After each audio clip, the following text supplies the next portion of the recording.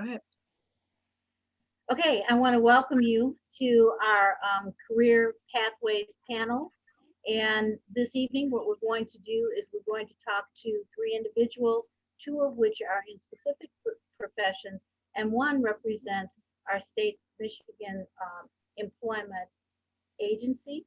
So the first person that you're going to hear from is Kiana McMichael Love, who is an engineer.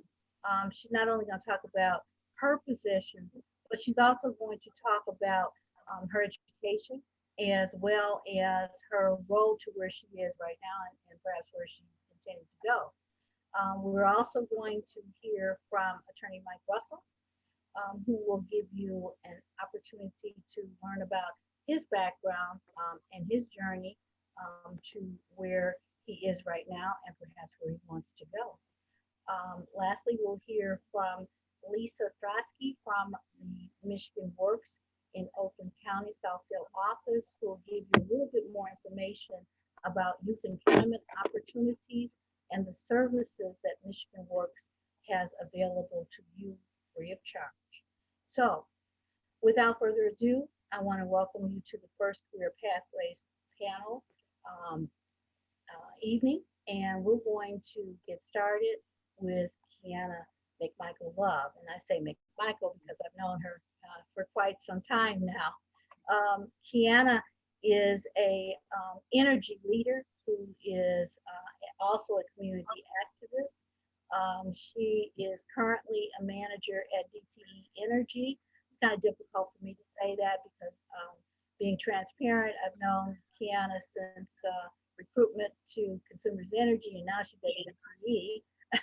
But at any rate, she is, again, very well qualified, very focused not only in terms of energy management and strategy going forward, but also community based focus as well.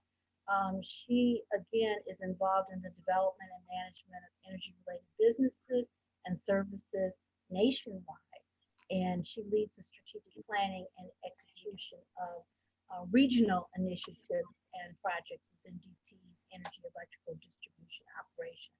That's a lot of information, Kiana, that I want you to translate down into some specific activities and tell us about your background, et cetera, et cetera. So without further ado, I'm going to turn it over to you to give that information. All right, I will do my best. I can share the presentation if you need to.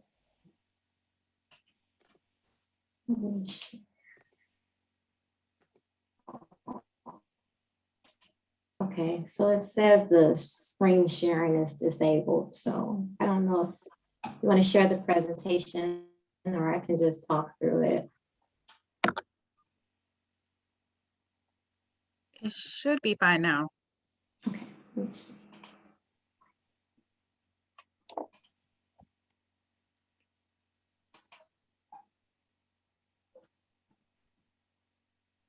All right, can we see the screen? Yes. Okay. Well, thanks for the introduction, Paulette. It is a pleasure to be here with everyone today. I am gonna try to translate my background and translate engineering and really what you should be thinking about if you're considering a career in engineering.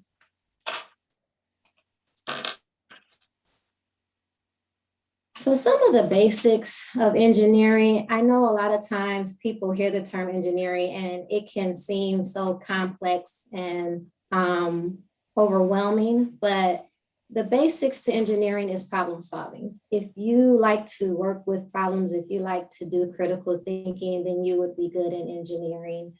It is based off of science and math, but it's really about figuring out how things work and finding practical uses. And so when you think about scientists and inventors, like they get a lot of the credit for innovations, but it's the engineers who make their ideas work in the world. And so engineering is one of the STEM fields. If you think about the term STEM, it's science, technology, engineering, and mathematics. It's critical to maintaining a strong economy, When you look at countries that do STEM well, they have stronger performing economies. And there's different ways engineers can serve in their different professions. They can help design, evaluate, develop, test, modify, install, inspect, and they can do that on a variety of products or systems. And we'll even talk about the variety in terms of industries that we work in. Engineering, so if you decide to go to school for engineering, there are multiple disciplines depending on what you have an interest in. Electrical, it involves electrical systems. Mechanical, it involves mechanics and how things work together. You have civil deals with a lot of the roads and infrastructures. You have chemical, which deals with like mixing of chemical products. You have computer science, which is the technology side of it. There's industrial, and industrial is really unique because it's more process oriented. So if you like to figure out steps in a process and how that can best work, industrial is a great place. And then there's a lot of other disciplines as well. Applied engineering, that's my background, and it's really helps you have like a mixture of engineering disciplines where you can help apply it to business practices. You have environmental, biosystem, biomedical, which gets into a lot of the medical pieces, structural, which gets into structures and how you build that, aerospace, nuclear, and I know there's more, like there's architectural engineering. And so there's a lot of different ways you can take it. It really depends on your school and which programs they offer. But there's something out there for everyone in whichever area you have an interest in. So my engineering journey, I started at Michigan State University. I went to the College of Engineering. I said I had a BS in a business, a bachelor's in science and applied engineering science. And how I decided to get into this career, I have always had a strong background in math and I like science, but more than anything, I just like to be challenged. I like to work on problems, try to fix things. I just love the mental challenge. And so I decided to go into engineering as my degree in college. And from there, I was able to have a lot of different experiences. In college, I was interning at General Motors, and I was working in their quality department. So that was really cool to be able to understand what issues they were having with cars and work with dealerships to figure out how can we resolve the issues for the customers. Did that for my years, my college years, and then I went to work for GM for 2 years.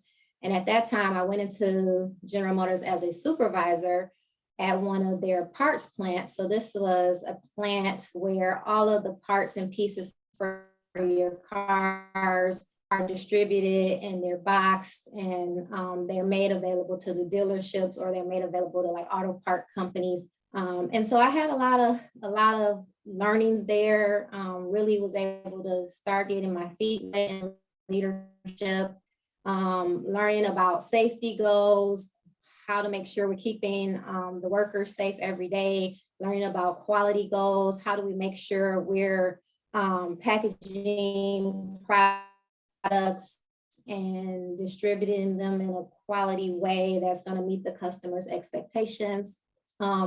Learned a lot about lean. So lean processing is like, how can you produce things more efficiently, smarter, as opposed to, taking more time and being more difficult. So I had a lot of great experience I had at automotive, but I wanted to get more out of the leadership role and build a more engineering background. And so I left GM to go work at Consumers Energy. And I went into their engineering program. They had a really great rotational engineering program. You rotated for 2 years. You were able to be part of the engineering group. You were able to be part of the operations group. The operations is the group that does all of the work out in the field.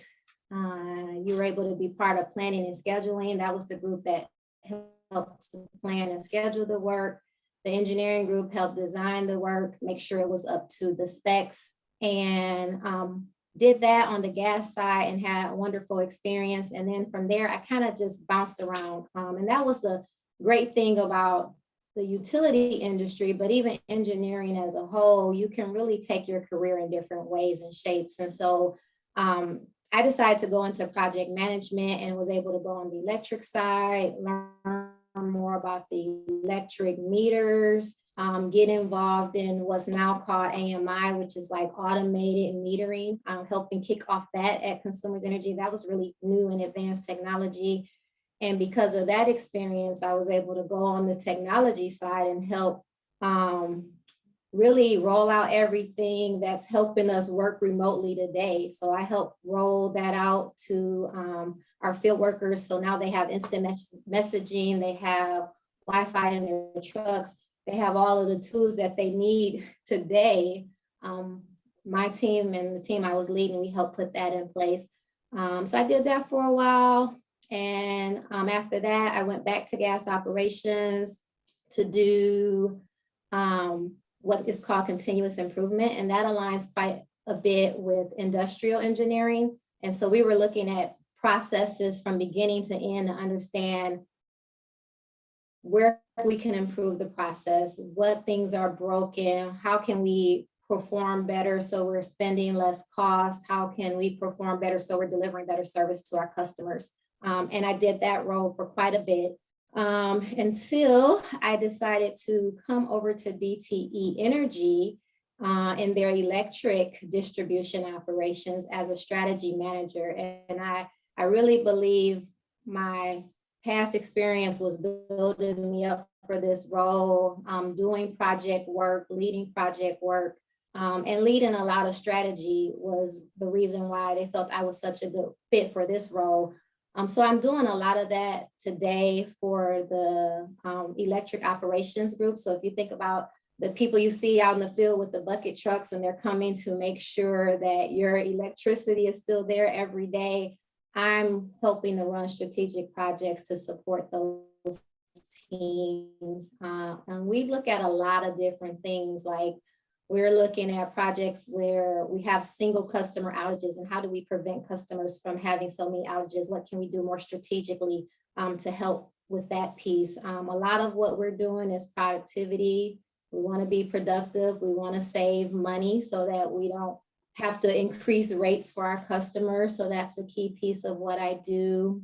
But some of the pictures that you see on the screen, it's always been fun because I've been able to do a lot of different things in my career. The one picture with the hard hat was like a 36-inch gas line that we put in, and it actually goes under the freeway I-75. And you don't really get to see fun, unique things like that in Michigan, as opposed to if you were working down south where there's a lot more big pipeline type of work. But I've always been able to get out in the field. I've been able to go to great conferences where you can go out and see the NASCAR and be on the, I think we were in Indiana on the Indy 500 trackway, raceway.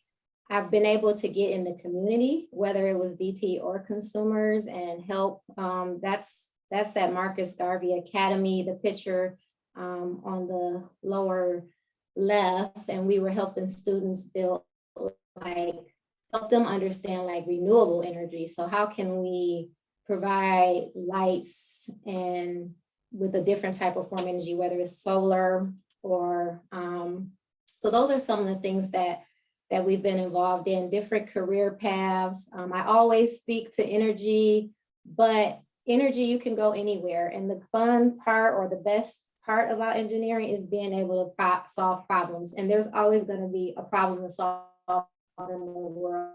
So you're always going to have a job. You're always going to have a career. And because it's so critical to the economy, you're going to make good money doing it. And so that's the great thing about engineering, regardless of what field you're in. And what I see for myself long term, I'm continuing to work towards executive leadership. So right now I'm in a manager role. The next step will be a director role, and then from there would be VP. And so I'm continuing to work towards that. The strategy manager is a great stepping stone because it gives me visibility in all those areas. But that's a little bit about my journey. And to wrap it up, I know I talked about making good money because it's such a critical piece of our world today and what we need. If you look at engineering jobs, they have the highest starting salary out of any career field. And normally it starts about 65 to 70K. But once you move up in your career, there's so many opportunities to move up, whether you want to stay an individual contributor and move and be a senior engineer, or if you want to move into leadership and become a manager, you can still move up and you will make well over that starting salary. I mean, you can easily within, I would say, 5 to 7 years, double your salary if you're performing well and doing a great job.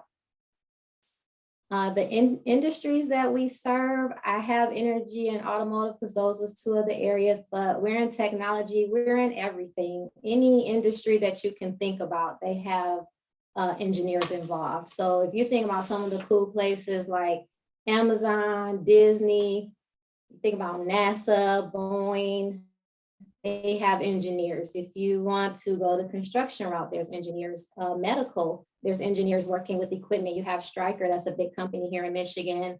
You can get into environmental, chemical, you have Dow. There's so many different ways you can take it. And in terms of requirements, for the most part, it requires a bachelor's degree. There are some licenses. If you want to do like your professional engineering license, you can get it. If you want to get into project management, there's a professional project management certification you can get. And I always mention skills trades because they are a key piece of STEM fields and closely related to engineering and technical roles. And so with skilled trades, this is something that's not like a 4-year degree. It's normally an apprenticeship.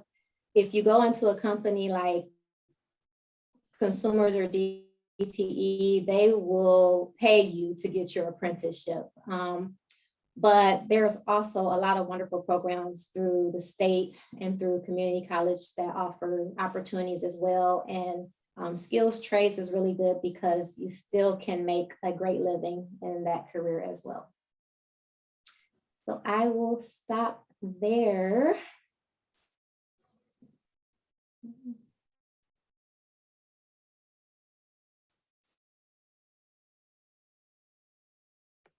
Thanks, Kiana. I want to ask any of our scholars, do you have any questions for Kiana? Take yourself off mute. Any questions for her? I was gonna ask, what's your favorite part about your job? Like, not I know you love like problem solving and all that, but like about your job, what you do specifically, like what's your favorite part? I think the best part of my job is working with people, like the different people I get to work with. I mean, because one thing about engineering, it's very involved. So you get to work, even though you may work individually, you get to work with teams. And so I like working with different teams. I like helping to develop my teams. And I also like feeling like you're helping the world, like you're helping to solve a problem, you're helping people's quality of life. That's the most exciting part about my job. So whether it's trying to figure out how we keep people's lights on or how we lower the cost so that it doesn't cost so much to pay for your energy bill, those are the things that really make me excited and happy to work in my field of service. Any Thank other you. questions?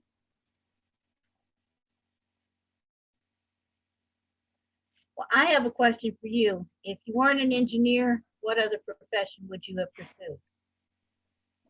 Well, I was, well, when I was at Cass Tech in high school, I was there, my concentration was architecture. So I really thought I was going to be an architect, which is still kind of building and putting things together. So I think that's just I know we talked about, I mean, in middle school, I was going through a attorney program, but that was it. It was either going to be a lawyer, architect, or engineer. Okay, all right.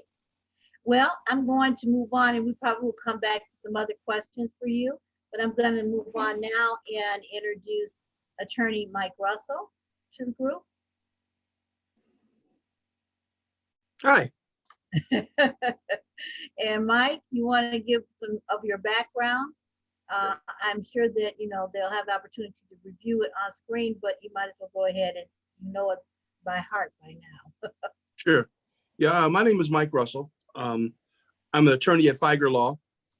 I've been here for about 6 years, but I've had a very long and diverse legal career before coming here, including being a public policy analyst for Detroit City Council, the community liaison and litigator for the Wayne County Nuisance Abatement Program, senior trial attorney for AAA, litigation attorney for Garen Lukow Miller, been a partner in the firm Robinson Russell.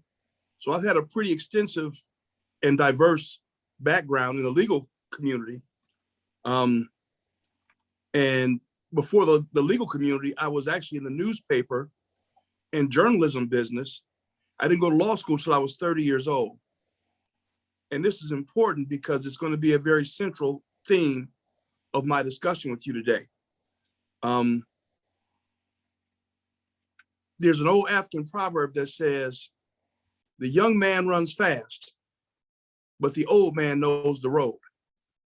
So it's my job today to try to give you some perspective on the road that you're going to be running down as part of your career development. This is important because sometimes when older people want to talk to younger people, especially nowadays when so much has changed and is changing daily, the thought is, well, we don't do that anymore. Or that was good for your generation. That's not good for my generation. And there are certain changes in technology and in economy and in culture that are certainly changing dramatically. And concepts that we held in my generation begin to wane in their importance and their prominence. Some of the institutions begin to fade. But there are certain concepts that will remain consistent from the beginning of time to the end of time. And many of those deal with the issues of being successful and being able to provide for your family and for yourself, navigating through what is a very contentious and difficult road, and being very candid, and especially for African Americans and for young brothers in particular. So you have some very unique challenges that you're going to have to navigate through going forward. And again, my job today is to kind of give you what I can in that road so that as you go forward, you can avoid pitfalls and more accurately find the finish line to success. Now, I started out by telling you my initial career was in newspapers. I was a very successful newspaper executive and advertising executive for the Detroit Free Press. And I was taking a class at Wayne State University called Times Harvest. And it was a professor, Ralph Stevenson, who's gone on to glory. God bless him, because he changed my life. He taught about an issue called The Third Wave, a book written by Dr. Alvin Toffler. And what it said was that humankind had really kind of developed in three significant changes. The first was the agricultural, agrarian society. We had people working on farms.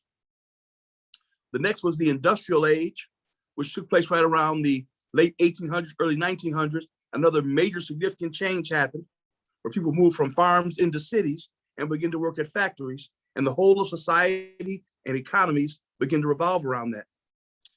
Well, you all are now coming into what he called the third wave, the transition from the industrial age to the technology age. And I was right on the cusp of that, because as a newspaper executive, making good money as a young brother, driving a sports car, I had to make a transition out of what I perceived would be my long-term full career to a career that would not be as dramatically impacted by the technology age. So I ended up having to go back to law school at 30. And I was able to make that transition and make it smoothly, even though I was married, had a family, had a house, and had to make some significant changes. Why do I start off by saying that? Because the career paths you choose now, the ideas you have for what your future will be, may very well change going forward. We're really at a stage now where we didn't understand what happened with a pandemic. If you're living in the Detroit metropolitan area, you're living in what is now the greatest deindustrialization of a city and of a community in the history of the world. All these blighted houses you see, those were once occupied by gainfully employed blue-collar workers on assembly lines. So here you are now, young people looking for a career, looking to grow and develop what your life is going to be, listening to old people or people who have pursued their careers successfully to try to give you some guidance on how you will go forward. So the first thing is, I look at it sometimes like sports. Whether you play baseball, play football, play basketball, play volleyball, swim, wrestle, tennis, there are certain core skill sets you have to have in every endeavor. You have to be strong. You have to be fast. You have to be flexible. You have to have durability. You have to have good reflexes. Those are the same type of core intellectual and educational skills you have to have depending on what career you go into. You have to be able to read, have to be able to write, have to be able to have critical thinking, have to be able to interact with people as a teammate.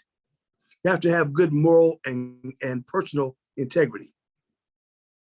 Any shortcoming in these areas can undercut your long-term career path. Now, if those of y'all who think about being lawyers, I didn't start out wanting to be a lawyer. I was in the newspaper business, but because I could read and I could write, and quite frankly, I was a salesman. So I'm in front of people selling them all the time. I had to simply change gears and be able to learn legal principles and concepts. Good evening. Sorry, one of my support staff just came by, I'm sorry.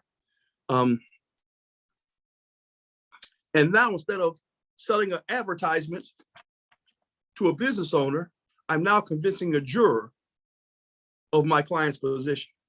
Those same core skill sets can be applicable in any different career. So as you go forward, you may end up having to change your career path, your career goal over the course of your life. That's why what you're doing right now educationally is so critical, because it will give you the fundamental building block to be successful going down the road. You know, one of the things that is important to being a lawyer is your moral integrity. You know, you can have a fight and beat somebody to death, and it doesn't preclude you from being a lawyer. But if you have any crime dealing with moral turpitude, you steal something, you forge a check, you do something that shows that you have a lack of moral integrity, that can completely disrupt your path to being a lawyer, because that is of utmost importance in this field. As a fiduciary, as a person who's responsible for others, they hold you to a very high standard. So as you begin to go through your path to whatever it is you want to be, some of y'all want to be lawyers. And again, all I can emphasize again then is, again, reading, writing, reading, writing, reading, writing, and comprehension, being able to understand what you read and be able to articulate, to speak well. These are skill sets that, regardless of what technology or career changes happen in society and in the world, they will be valuable skill sets that you'll be able to utilize in whatever career path you choose.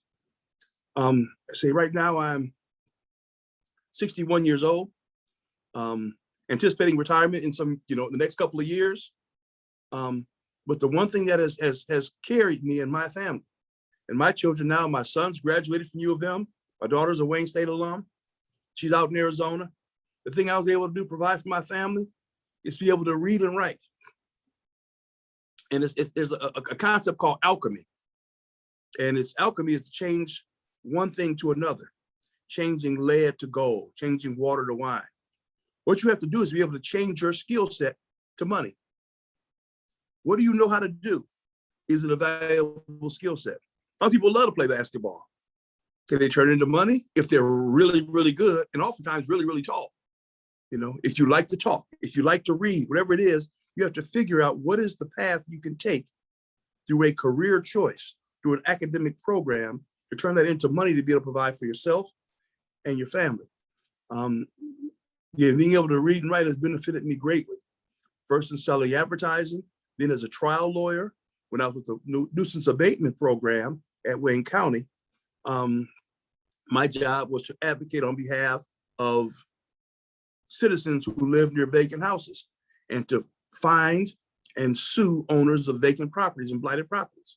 In the process of doing that, we created a number of very important programs to help citizens above and beyond just going to court, because you have to be able to have, again, a critical thinking and a thought process where you can use your skills to help people and turn it into a viable career. Now, my time here at Feiger Law, I have not been in litigation, but all the past experiences that I've had have culminated in me being the attorney manager here. So I work with a number of extremely bright and aggressive attorneys. I'm the only brother here, so I have to come in almost with a professorial authority, be able to know what I'm talking about because I have the experience and because I have the intelligence to be able to talk to somebody who's making, $10 million a year in terms of attorney fees, and be able to gain their respect that I know what I'm talking about and can direct them and guide them what they should be doing. And so it has been a very enjoyable career for me. It's been a very rewarding career for me, but it's a lot of pressure. And again, as quite frankly, as a Black man, and I'm here, I always try to carry the banner of my people that, I'm not going to be late. I'm not going to be drunk. I'm not going to be high. I'm not going to pinch no girl on the butt. I'm not going to make no inappropriate comments, because these are all things that we have to make sure that we are extremely stringent about, because we want to make sure that when we go through, anyone who has a stereotypical or a less than flattering expectation for who we are and what we do have to be soundly rejected, not by what we say, but by what we do and how we perform and how we conduct our business. So I've been here for 6 years now at Feiger Law. It's been a very rewarding experience and, of course, extremely lucrative. People often joke about the number of cars I have because I'm a car fanatic. And so, people joke about the Corvettes and Cadillacs and Lincolns that I have over, but again, this is what you earn when you do it right. When you follow the road, you run fast and you avoid the pitfalls. So again, as a lawyer, I only can recommend, a few things as a core concern. And that is, one, to make sure that you read and write and study diligently. 2, you avoid the moral and personal pitfalls that can lead to criminality, that can lead to unnecessary legal entanglements and personal entanglements. 3, that you're flexible, that you recognize I might choose A. When you get to that time, A might turn into B. And so you can't be so rigid that you can't make the transition and can't make the change. And if you do these things, and again, the other thing too, I would recommend, and I would commend you for additionally, that you at least start acting with Paulette Boggs and working with other young people of like mind and culture and interest. You got to stay away from the clowns. There are going to be people who can drag you down and prevent you from having your goals met by association. So in that regard, just, stay straight, stay narrow, avoid the problems, study hard. And again, as you develop your career path, doors will open for you, and you'll be able to find the success you need. And one day, I certainly hope that when I'm long gone and you're 60 years old, you'll be on the same type of device, or whatever the new device will be at that time. Might be a whole new hologram. I don't know what's going to be at that time. But whatever it is, that you'll then be teaching the young people that come after you to help them down that path.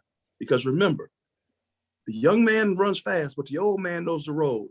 So by the time you get to that point where you know the road, please pass that information on to the next generation. Thank you so much. I'm happy to answer any questions you might have.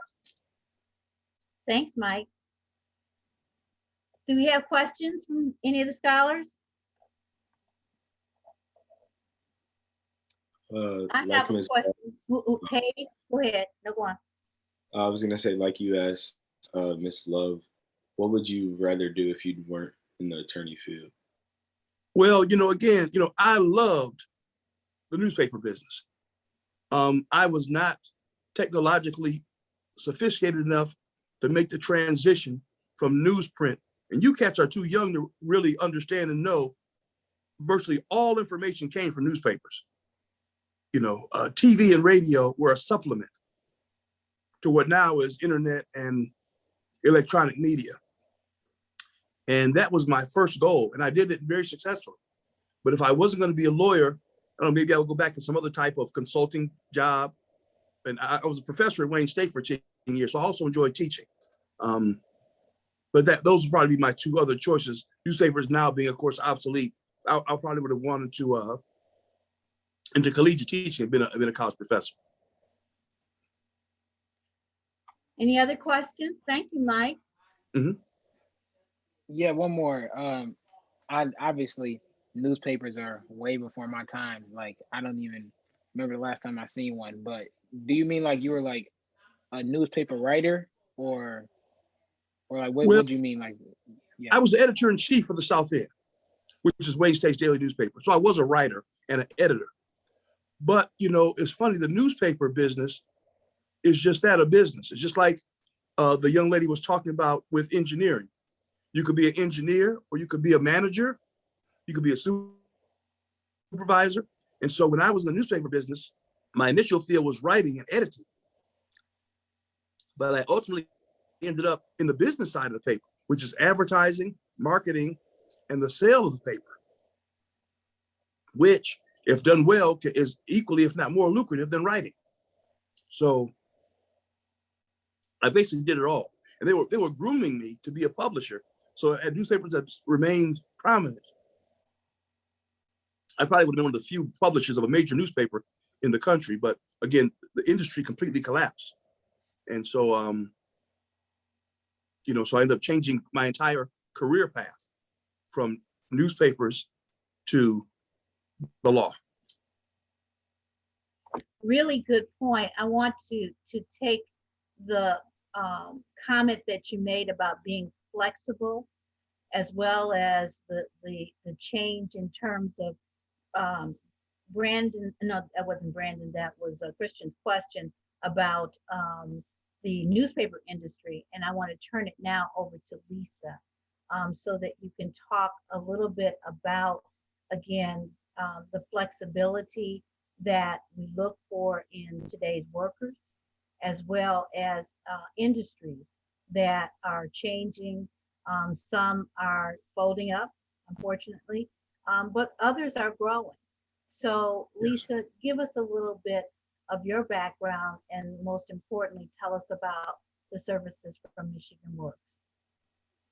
Hey everyone, thank you so much for having me today. I loved hearing Kiana's and Michael's stories. I have been with Michigan Works for 32 years. I started as an intern and continued to learn and grow with the agency, became a case manager, and then a program coordinator, then assistant manager, and now I'm the director of the agency. And so when I started out, just like many people, my intention was, I was thinking I was in criminal justice and I was going to possibly go into law. And somehow I found this internship and loved this kind of field in the human service industry. And so sometimes that internship can change your life and make for the next step for you, and you can just keep growing. So always think about that as you're going on your journey, that internships and the opportunity to volunteer in areas that you are interested in can go a long way and show initiative to, especially in the field that you're in. So I'm going to get my, let's see here. Okay. Let me find my,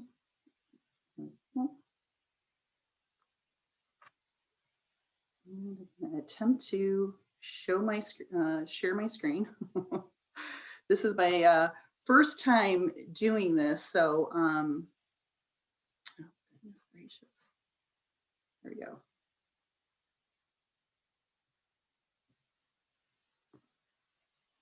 All right, you guys are not seeing this, are you?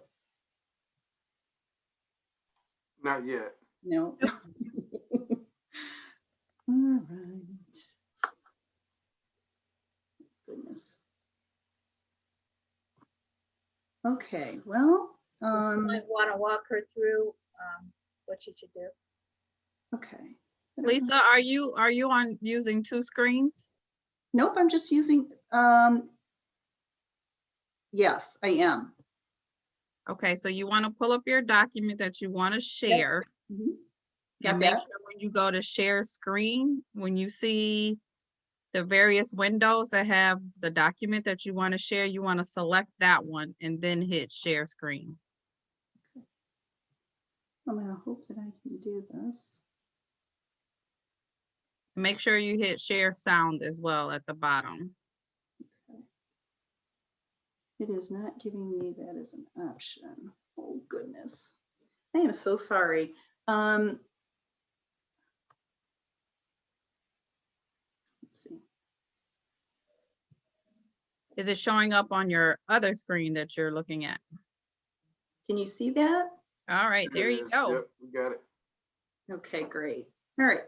So I'm part of the Michigan Work System in Oakland County. We have been around for more than 40 years. And we branded the youth program that we have as Oakland Next.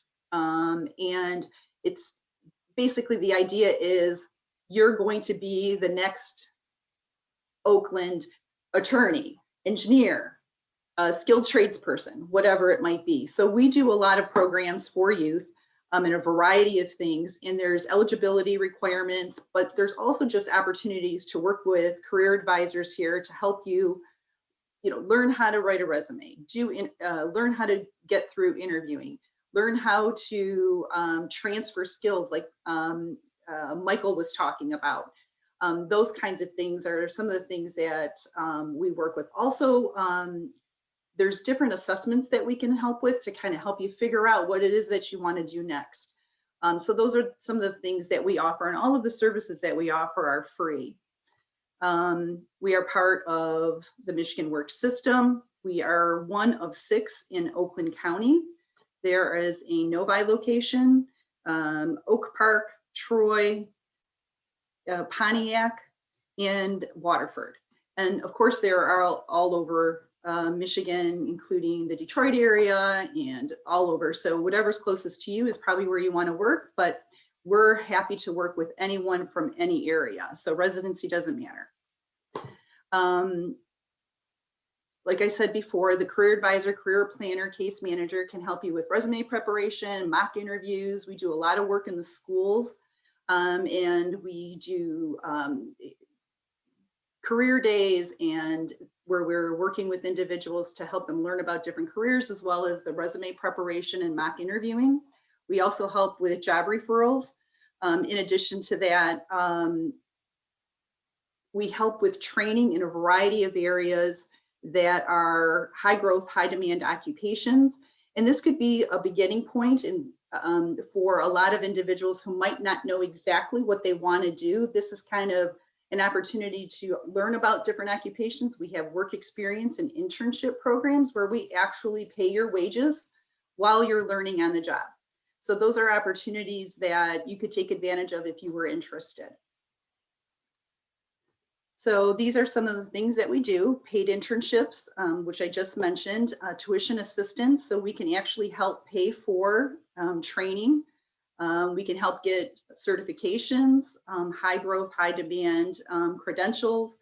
If you were interested in IT or something like that, those programs are things that we can support and help get, like, maybe some of the beginning credentials that you need so that you can work while you're going to school, if that's something you need to do. Apprenticeships, we are involved in a lot of different apprenticeship programs. I just recently helped an employer fill 5 different software development positions. And these were individuals who had a variety of backgrounds, who didn't think this was what they were going to do when they graduated from college or when they got their associate's degree. And this was an opportunity for them to learn on the job and earn money and get that credential and become an apprentice. And that job will be theirs. It's a 1-year apprenticeship, and they will have that job and they can take those skills wherever they go. So also the job search will help with the resume writing and the mock interviews, which we just discussed. Okay. This is not super important, but training, we, like I said before, is 1 year or less. We help with, we're not going to even talk about the eligibility piece, but there's training programs that we're involved in. We do PLC robotics training that's free, CNC machine operation. We have a carpentry program. And even though this may not be something that you could see yourself doing long term, if some of those interests are there now and that training seems like something, these are opportunities to also get some skills now, be able to work. And then if you are an individual that needs to work while going to school, this is a great opportunity for something like that. And these are all programs where you're not paying for any of the cost of that tuition. Okay, we talked about that. And this is the apprenticeship carpentry program that we're involved with. This is rather new, and this is for 14 through 17-year-olds.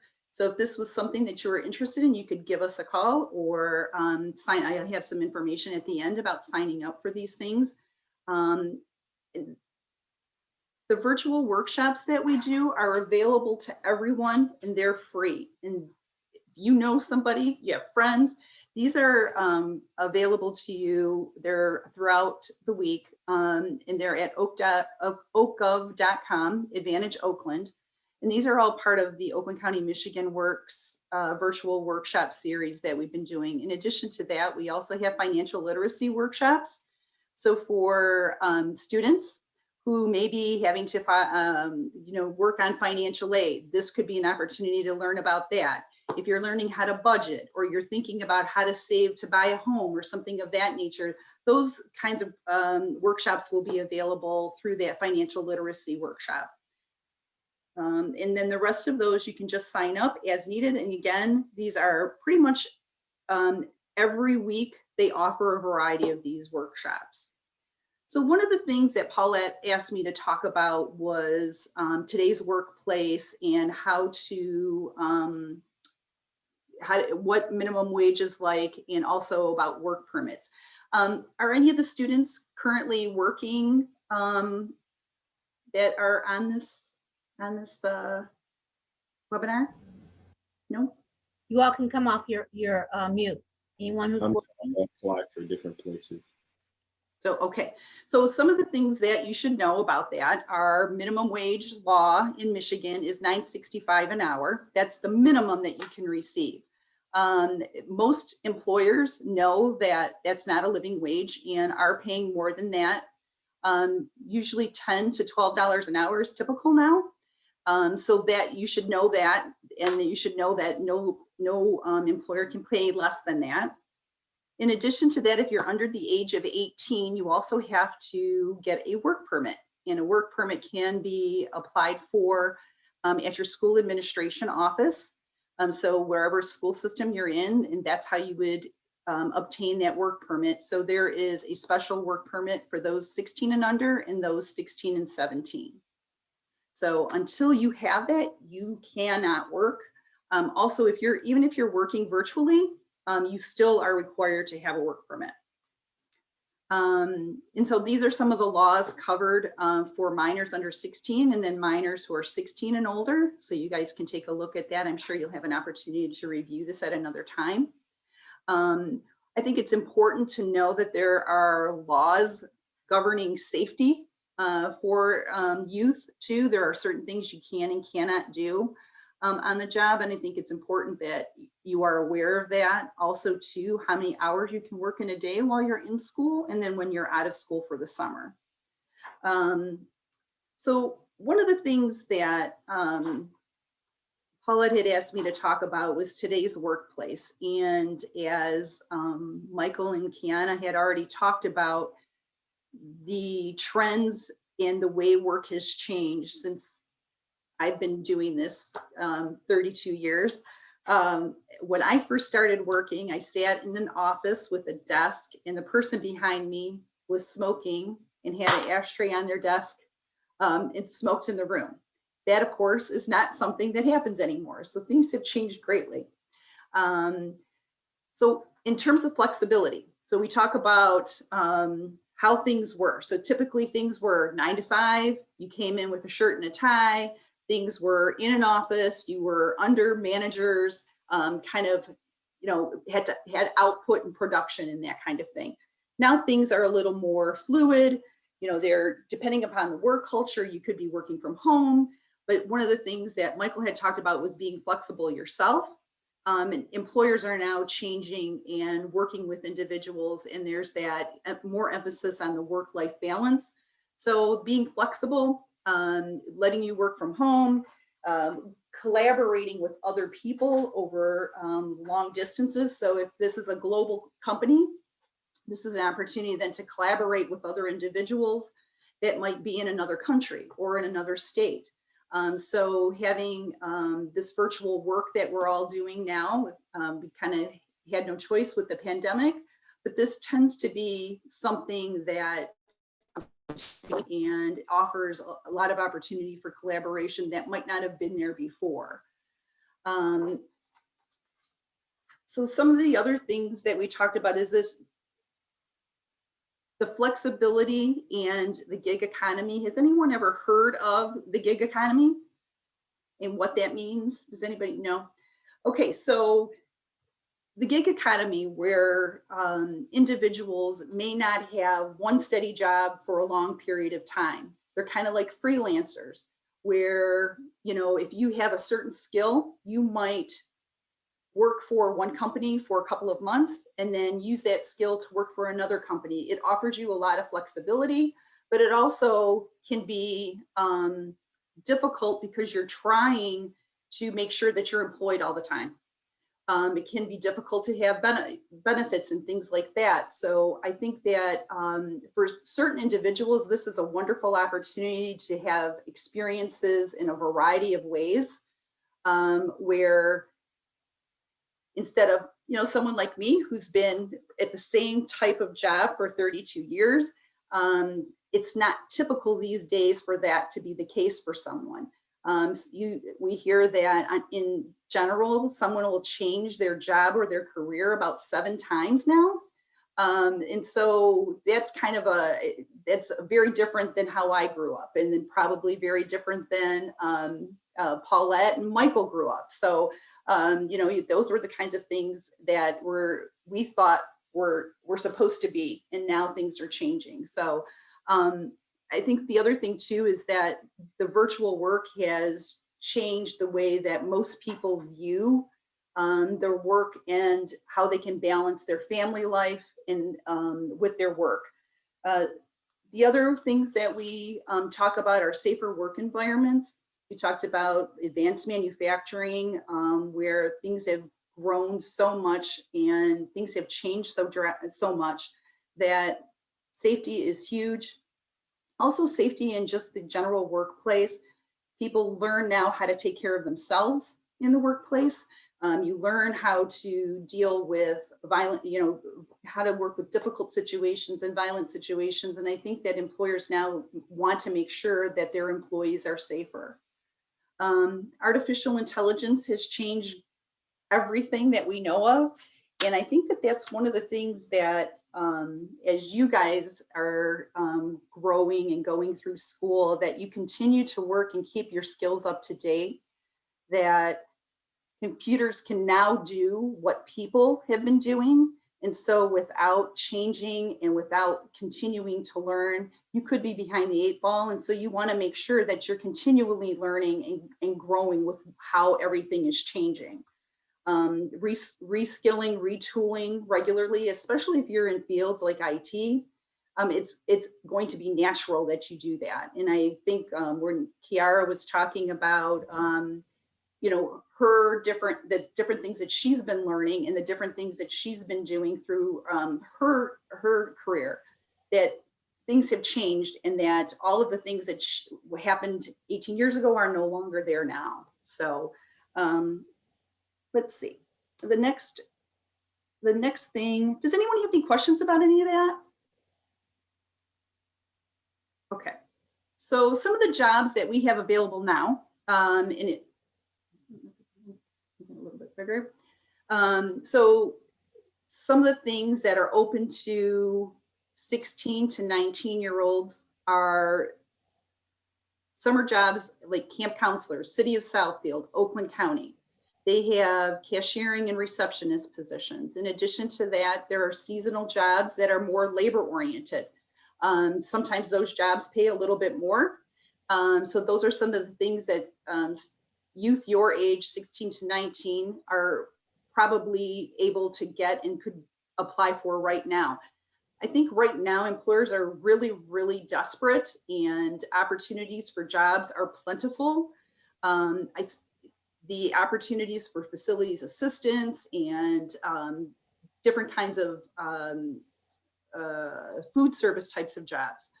In addition to that, Oakland County has all kinds of work through their Parks and Recreation program. Kroger is hiring. I'm sure you guys are well aware that Kroger is hiring. You see them everywhere, signs everywhere. We also have a local company, if you're interested in doing work with food service. We have Louisiana Creole Gumbo. They are in Farmington Hills, and there is a site that you can send resumes to, and they are anxiously awaiting and looking for people right now. So those are just some of the jobs that are out there. If you are interested in working with someone individually to kind of help you learn more about yourself, to help you look for jobs, to help find out what high demand, high growth occupations are right now, we would be happy to work with you. I have a slide here that tells you who our youth coordinator is. Her name is Sylvia Corcus. You have her direct number and her text number as well as email address. And you can contact Sylvia anytime. She will call you back within 24 hours and work with you on whatever you may need. And don't hesitate to, if you just have questions and you'd like to get in contact with me, I can give you my contact information as well. My direct phone number is 248-796-4567. So just one number off from Sylvia's. So any questions about anything that I've said or any of the programs that we offer? I want to make sure that we know we're going to give this information and keep it so that the scholars have the capability to look at it. Of those that are on at this particular point, is there anything that you have as a question that you want to ask Lisa about Michigan Works? Michigan Works is free. Our taxes pay for the services that are there. It is an absolute shame not to use this because those services are free, particularly now with the virtual workshops that were listed. So any questions from our students? I have a question. Go ahead, Brandon.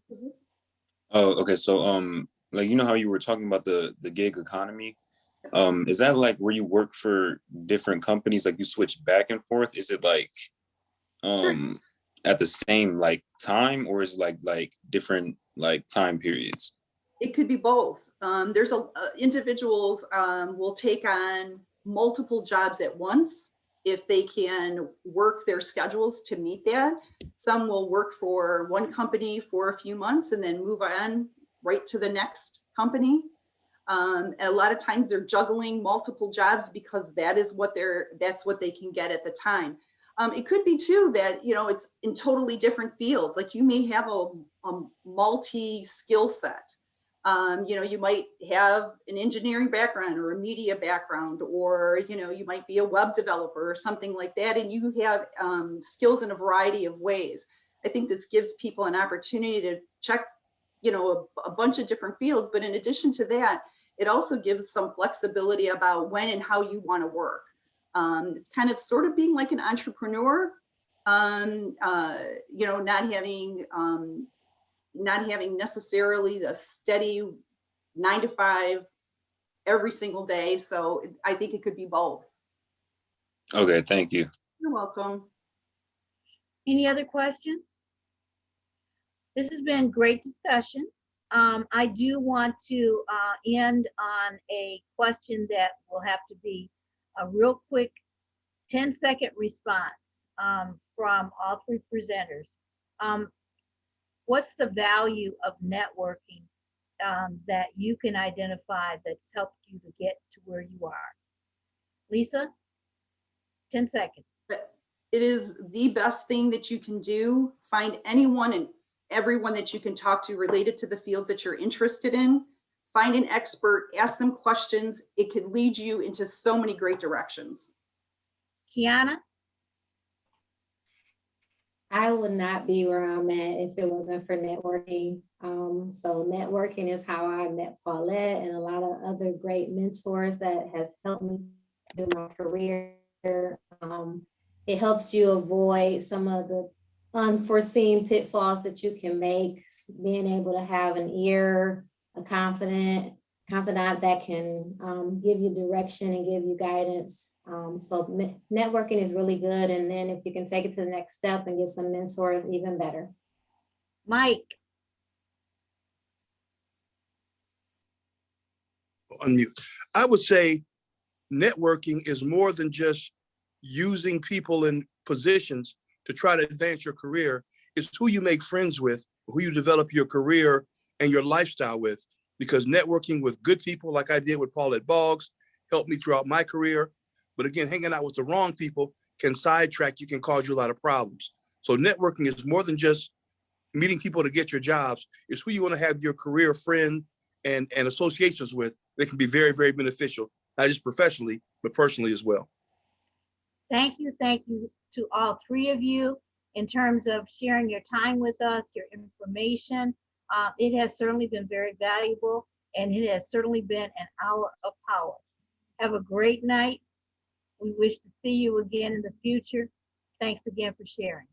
Take care.